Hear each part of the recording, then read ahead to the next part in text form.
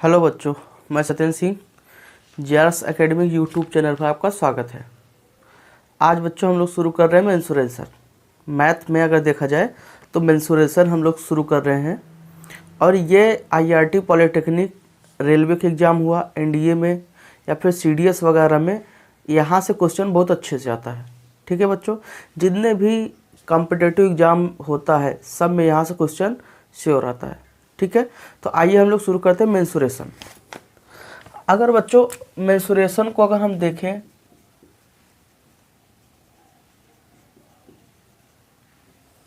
अगर इसको देखें तो ये दो पार्ट में होता है।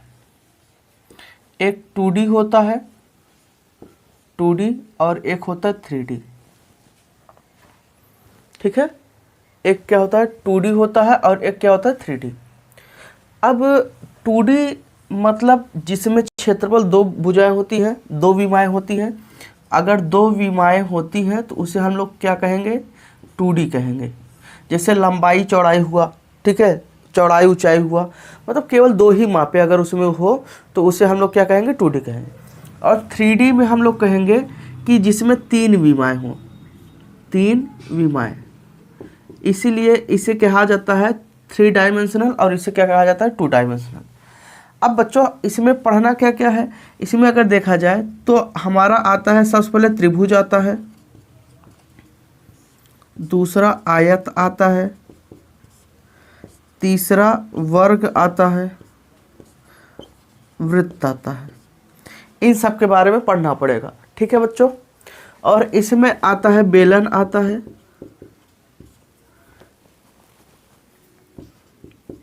सिलेंडर जिसे कहते हैं बेलन, शंकु, प्रिज्म, गोला, अर्धगोला, ये सब आते हैं। ठीक है बच्चों, तो अगर हम चाहते हैं कि हमारा बहुत अच्छे से बेस क्लियर रहे, हर चीज़ बहुत अच्छे से मेंटेन रहे, तो सबसे पहले हम लोग 2D शुरू करते हैं। 2D हमें आने लगेगा, 3D भी आने लगेगा। 2D में हम लोग क्षेत्रफल से रिलेटेड चीज़ों को डील करेंगे और 3D में हम लोग आयतन से रिलेटेड चीज़ों को डील करेंगे। अच्छा, इसमें आपका घन घनाभ भी आता है, इसमें घन और घनाभ भी आता है। ठीक है बच्चों, तो क्यूब और क्यूबॉइड दोनों हम लोग देखेंगे। तो यहाँ से अगर देखा जाए तो किसी भी एग्जाम में 2 से 3 क्वेश्चन जरूर आता है। ठीक है, तो सबसे पहले हम लोग शुरू करेंगे त्रिभुज, ट्रायंगल। ठीक है बच्चों, सबसे पहले हम लोग शुरू कर रहे हैं त्रिभुज। आइए देखते हैं त्रिभुज होता क्या है। त्रिभुज बच्चों आप लोग सभी लोग जानते हो कि 3 भुजाओं से घिरी हुई आकृति को क्या कहेंगे, त्रिभुज कहेंगे। तो अगर त्रिभुज की बात बच्चों किया जाए, त्रिभुज होता क्या है, त्रिभुज तो हम कहेंगे ट्राइएंगल। ठीक है, 3 भुजाओं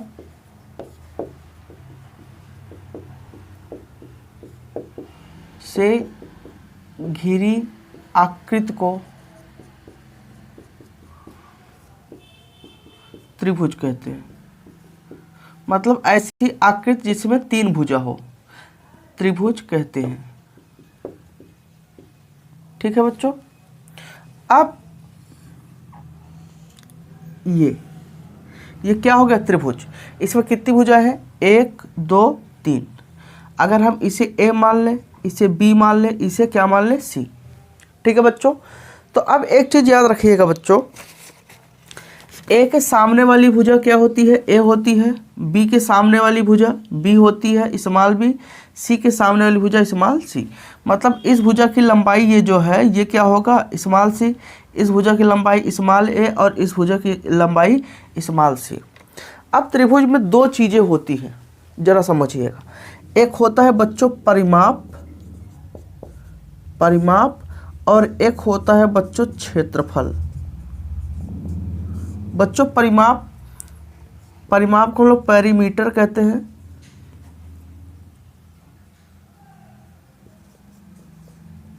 पेरीमीटर कहेंगे, और इसको बच्चों हम लोग एरिया कहेंगे, क्षेत्रफल। अब पेरीमीटर परिमाप क्या होता है, तो बच्चों ये जो लंबाई है, ये कुल लंबाई अगर हम ले लें, तीनों भुजाओं की जो कुल लंबाई है उसी को कहेंगे त्रिभुज का परिमाप। समझिएगा कॉन्सेप्ट, एक एक चीज़ में पूरा समझाते चल रहा हूँ, ठीक है। तो यहाँ से अगर बच्चों त्रिभुज के परिमाप की बात आई, क्या होगा त्रिभुज का परिमाप? त्रिभुज का परिमाप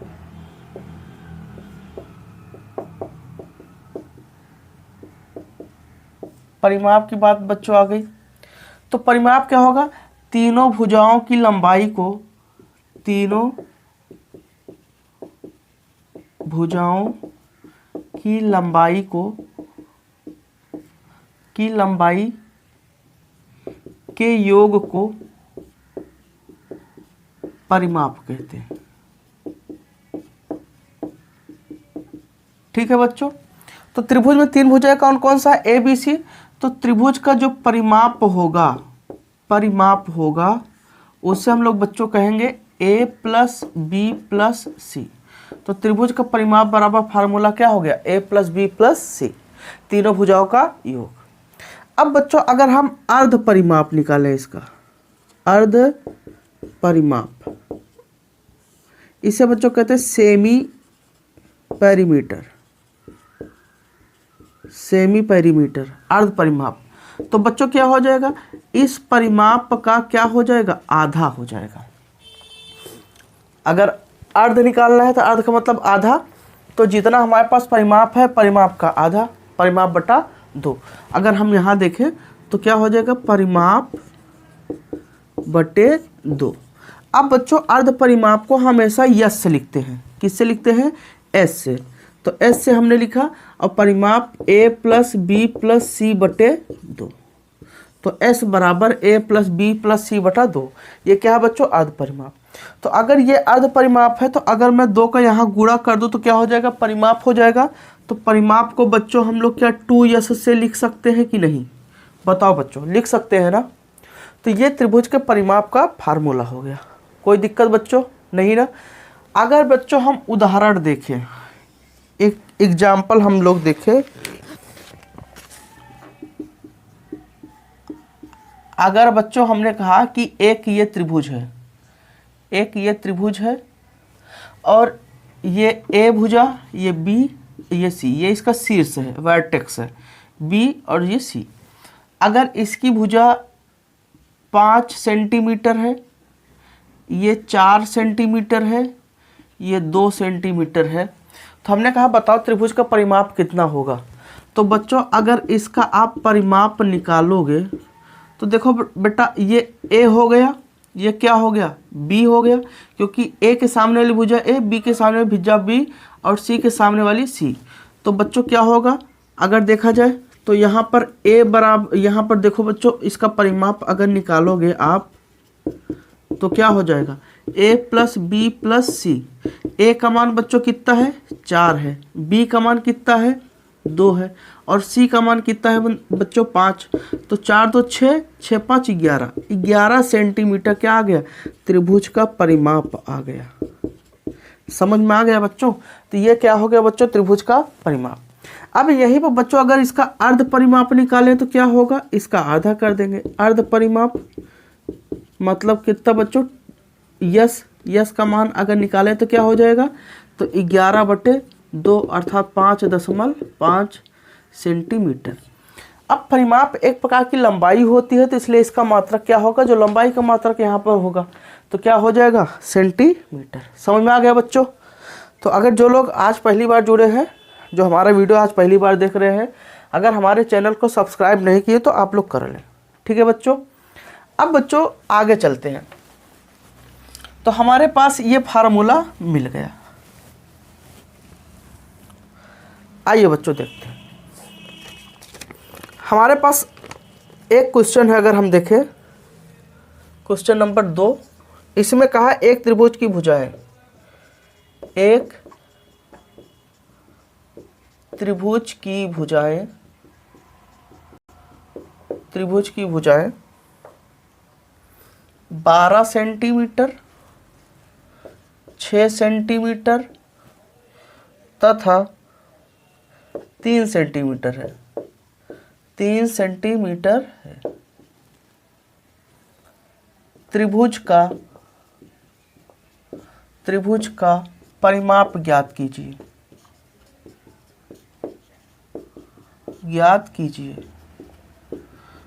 ठीक है बच्चों। तो अब अगर देखा जाए तीन भुजाएं, त्रिभुज की तीन भुजाएं 1 2 3, तो बच्चों क्या ए का मान 12 सेंटीमीटर आ गया, बी का मान 6 सेंटीमीटर और सी का मान 3 सेंटीमीटर। परिमाप पूछा है तो बच्चों परिमाप बराबर क्या होता है, a plus B plus C.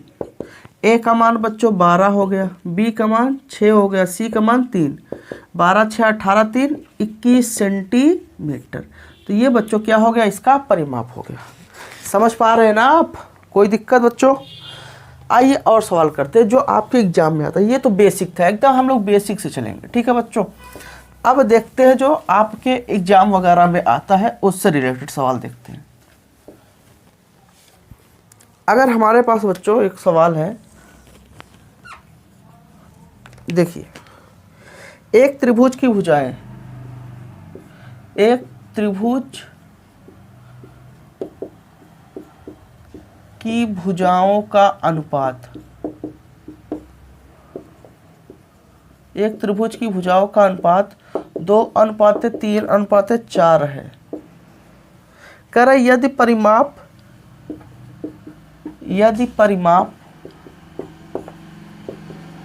54 centimetre हो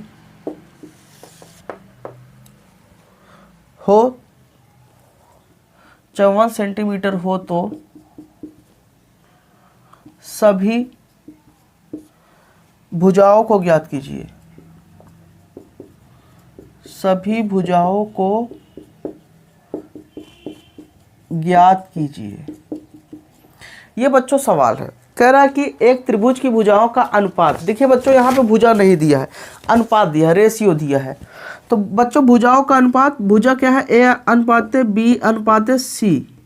अगर इनका बच्चों अनुपात देखा जाए तो कितना है, 2:3:4 ये दिया है।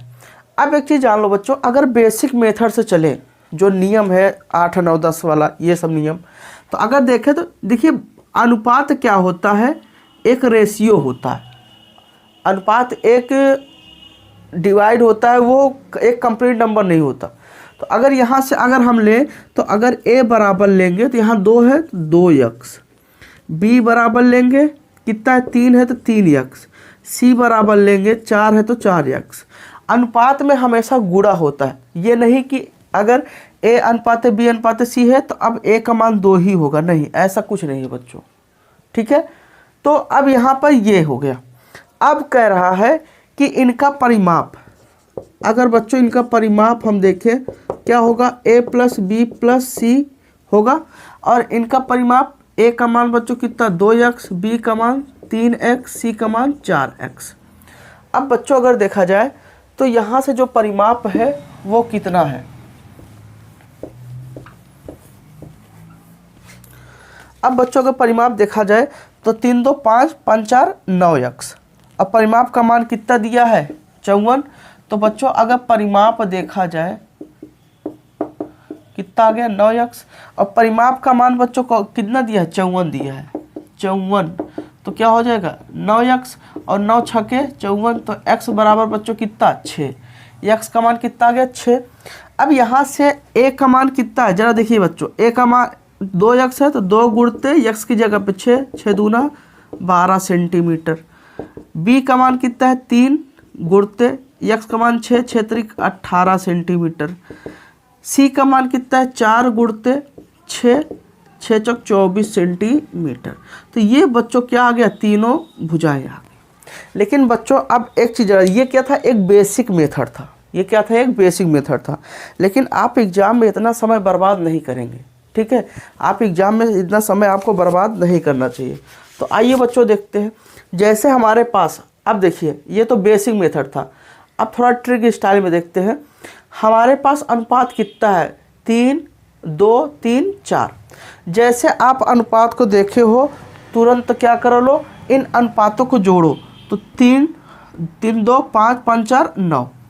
अब 9 का जो अनुपात है इसे कहेंगे 9 का अनुपात, इसे क्या कहेंगे 9 का अनुपात। अगर 3 लाइन ऐसे खींच दिए तो इसे बच्चों हम नाम देंगे का अनुपात। ठीक है बच्चों, तो 9 का अनुपात इनका योग परिमाप का है ना, परिमाप का जो योग है वो किसके बराबर है, इनका भुजाओं का जो परिमाप, ये भुजाएं हैं अनुपात, ये परिमाप निकालेंगे।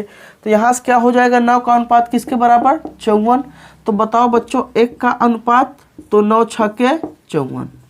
बताओ बच्चों, तो अगर 1 का अनुपात 6 है तो 2 का अनुपात बच्चों कितना होगा, बताओ 2 गुणते 6 होगा कि नहीं, 6 दूना 12 सेंटीमीटर। 3 का अनुपात बच्चों कितना होगा, 3 गुणते 6 बराबर 6 त्रिक 18 सेंटीमीटर। 4 का अनुपात बच्चों कितना होगा, 4 गुणते 6 बराबर 24 सेंटीमीटर। समझ में आ गया बच्चों। तो ये आपका एक सिंपल सा मेथड है, ठीक है, रेशियो मेथड से हम लोग आराम से निकाल सकते हैं। समझ में आ गया बच्चों, कोई दिक्कत नहीं ना। आइए आगे चलते हैं। अगर समझ में आ रहा है, मज़ा आ रहा है, तो आप कमेंट बॉक्स में ज़रूर बताइएगा बच्चों, ठीक है। और ज़्यादा से ज़्यादा अपने दोस्तों में आप इसे शेयर कीजिए, आप अपने दोस्तों को बताइए और अच्छे से पढ़ाई कीजिए। और जो पेपर होगा IRT पॉलिटेक्निक का, ये आपका लगभग जून में होगा, करीब 15 जून के बाद, ठीक है। तो बच्चों आप लोग अच्छे से मेहनत करो, सिलेक्शन पक्का होगा। आगे चलते बच्चों, तीसरा सवाल देखते हैं।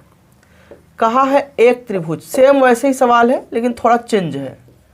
एक त्रिभुज की भुजाएं, एक त्रिभुज की भुजाएं 1/2 अनुपाते 1/3 अनुपाते 1/4 है। यदि त्रिभुज का परिमाप, यदि त्रिभुज का परिमाप 52 सेंटीमीटर है, तो सबसे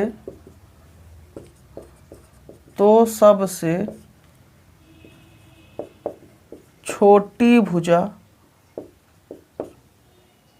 कितनी लंबी होगी। मतलब बच्चों कह रहा कि एक त्रिभुज की भुजाओं का अनुपात अगर इतना है तो जो उसमें सबसे छोटी वाली भुजा होगी वही उसी का मान निकालना है। तो बच्चों अगर A अनुपाते B अनुपाते C बराबर लें तो 1/2 अनुपाते 1/3 अनुपाते 1/4। ठीक है बच्चों, बेसिक मेथड तो हमने बता दिया, आप उससे करना, ठीक है, आप उससे जरूर करना, ट्राई करना। देखिए बेसिक क्या होता है, बेसिक आपको हमेशा याद रहता है, ये मेन कॉन्सेप्ट है। जो ट्रिक वगैरह होता है हो सकता है आप मिस कर जाओ, तो आप हो सकता है एग्जाम में मिस हो गया तो फिर दिक्कत हो जाएगा। तो अब बच्चों यहाँ से अगर देखें, लेकिन प्रैक्टिस इतनी कर लेनी चाहिए कि दिमाग में आराम से बैठा रहेगा।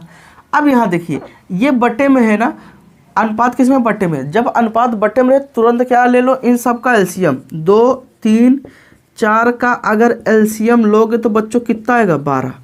अब कुछ ना करो, ऊपर सब में 12 गुणा कर दो। तो A अनुपाते B अनुपाते C बराबर 12/2 अनुपाते 12/3 अनुपाते 12/4। अब बच्चों यहाँ से क्या आ जाएगा, 2 छक्के 12, 3 चौक 12, 4 तिहाई 12। अब अनुपात इतना आ गया। अब बताओ बच्चों अगर 6 4 10 3 13, 13 का अनुपात किसके बराबर बच्चों, 52 के। क्योंकि ये भुजा आप समझो ये क्या है, भुजा का रेशियो है, तो भुजा को जोड़ेंगे तो क्या मिलेगा, परिमाप ही तो मिलेगा। और 13 चौके 52, बताइए बच्चों, ठीक है। अब यहाँ से क्या हो गया, ये 52, तो 1 का अनुपात कितना हो गया, 4। अब इसमें सबसे छोटी भुजा बोला है, तो बच्चों जिसका रेशियो सबसे छोटा होगा वही सबसे छोटी भुजा। तो ये सबसे बड़ा, तो इसका मतलब ये क्या है, ये सबसे बड़ी भुजा है, ये उससे छोटा तो ये बीच वाली है, और ये सबसे छोटा। तो बच्चों 3 का अनुपात क्या होगा, 3 गुणते 4, 4 तिहाई 12 सेंटीमीटर। यही क्या हो गया, आपका आंसर हो गया। समझ गए बच्चों, कोई दिक्कत नहीं ना। अब आगे चलते हैं बच्चों, ये परिमाप पे आधारित था। अब बच्चों आगे देखते हैं, अगर आगे बात करें तो त्रिभुज के बच्चों अगर प्रकार की हम बात करें, कितने प्रकार का त्रिभुज होता है, तो अगर इसकी बात करें तो बच्चों त्रिभुज को 2 आधार पर बांटा गया है, टाइप्स ऑफ ट्राइंगल।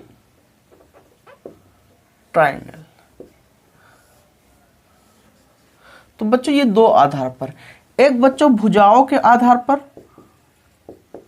भुजाओं के आधार पर,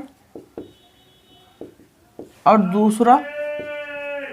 दूसरा बच्चों के कहते हैं आपका कोणों के आधार पर, कोणों के आधार पर, कोणों के आधार पर।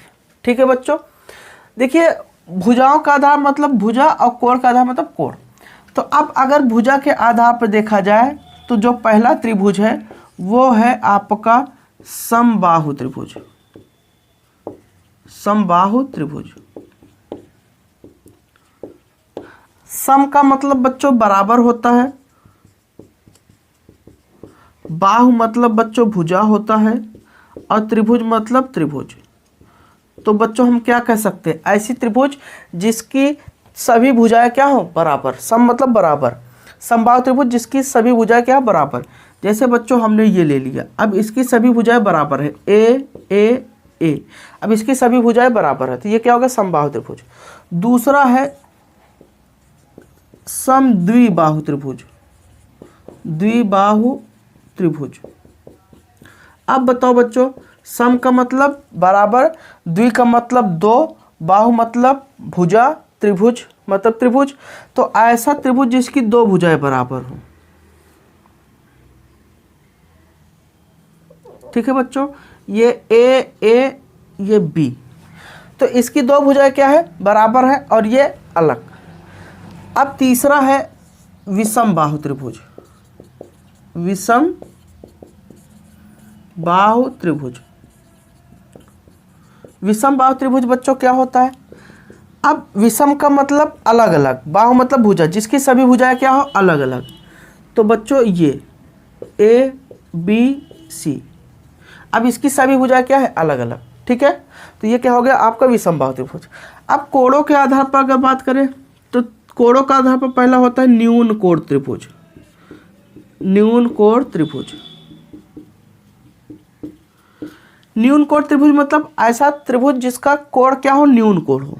अगर हम ये त्रिभुज ले लें, आप कहोगे सर ये तो समबाहु त्रिभुज है, तो बच्चों हमसे इससे मतलब नहीं, हमें कोण से मतलब है।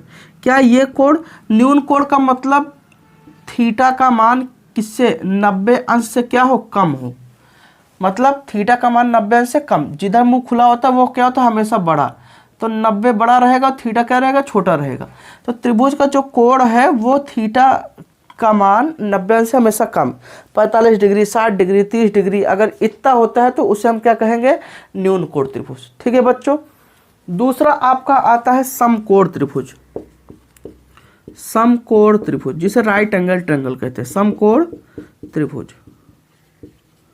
सम मतलब बराबर, ठीक है, कोण तो यहाँ इसे राइट एंगल कहते हैं, राइट एंगल। ठीक है, तो राइट मतलब 90 होता है एकदम सीधा, तो ऐसा त्रिभुज जिसका एक कोण क्या हो 90 अंश हो, तो ये क्या हो गया राइट एंगल ट्रायंगल, समकोण त्रिभुज। अब बच्चों यहाँ पर तीसरा आता है अधिक कोण त्रिभुज, अधिक कोण त्रिभुज। ठीक है, तो अगर देखा जाए तो यहाँ थीटा का मान कितना होना चाहिए 90, और अधिक कोण त्रिभुज में थीटा का मान हमेशा 90 डिग्री से क्या हो ज़्यादा हो। थीटा का मान अगर 90 डिग्री से बच्चों ज़्यादा होता है तो इसे हम क्या कहेंगे अधिक कोण त्रिभुज, क्या कहेंगे अधिक कोण त्रिभुज।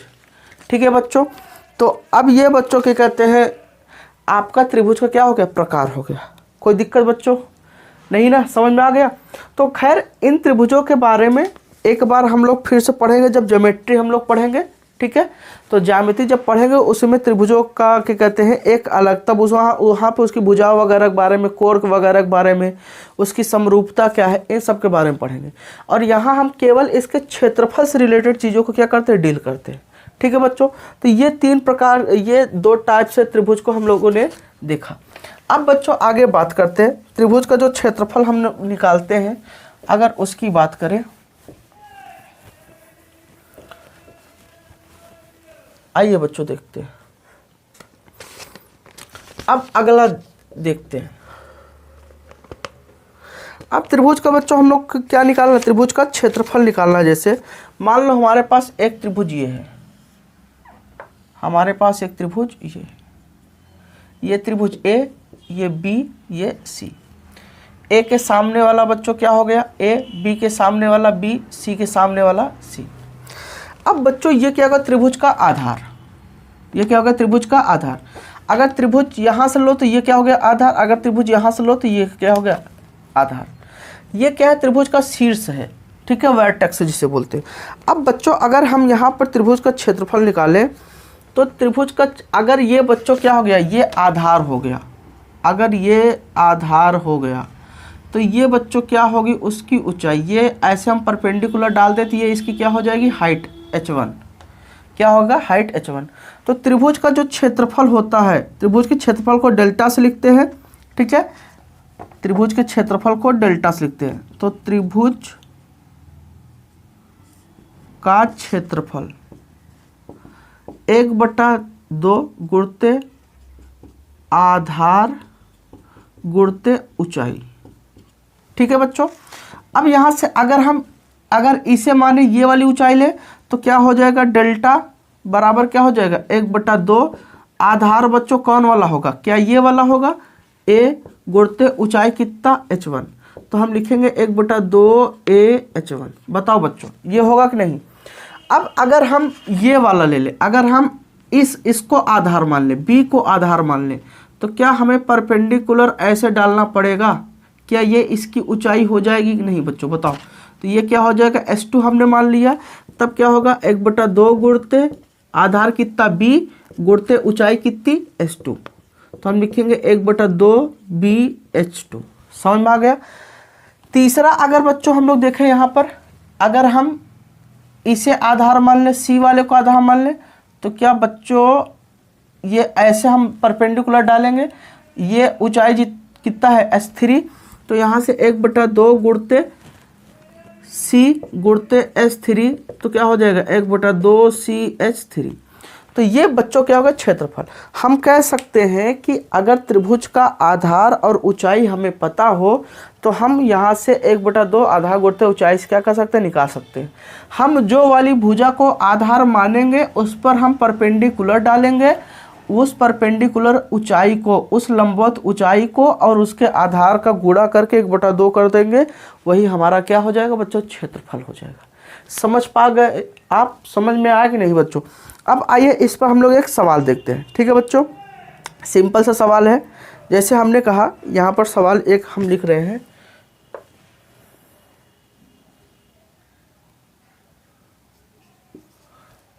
एक त्रिभुज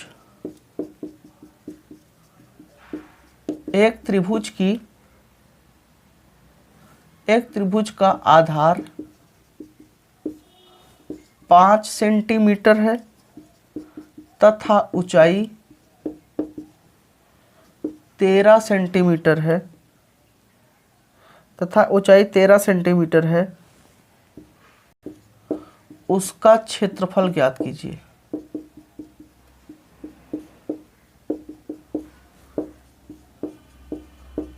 अच्छा बच्चों एक चीज और याद रखो, जो क्षेत्रफल का मात्रक होता है, क्षेत्रफल का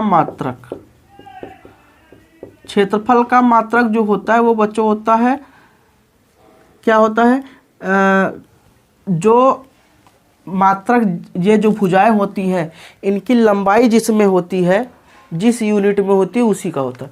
तो हम लिख सकते हैं मात्रक का स्क्वायर, क्या होता है मात्रक का स्क्वायर।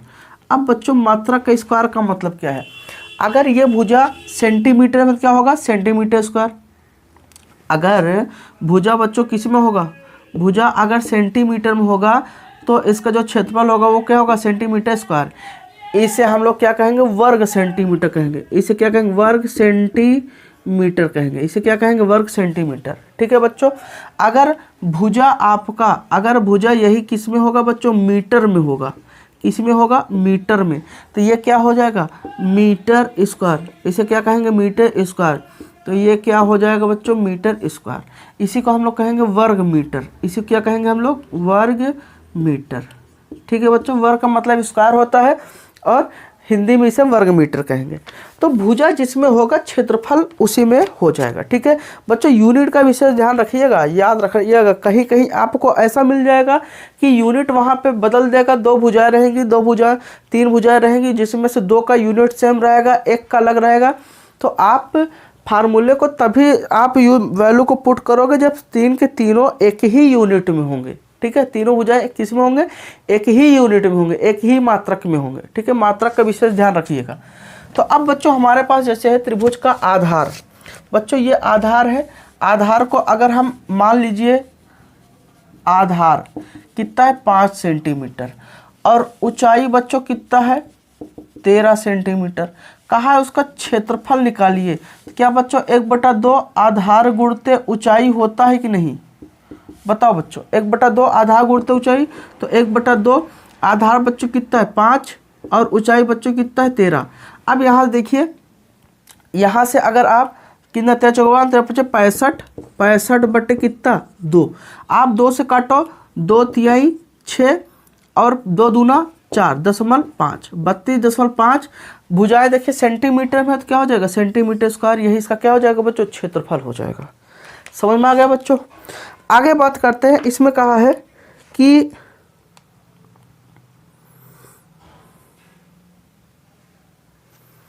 एक सवाल और देखते हैं। एक त्रिभुज, देखिएगा इसमें कहा एक समकोण, ये बहुत अच्छा सवाल है। एक समकोण त्रिभुज के आधार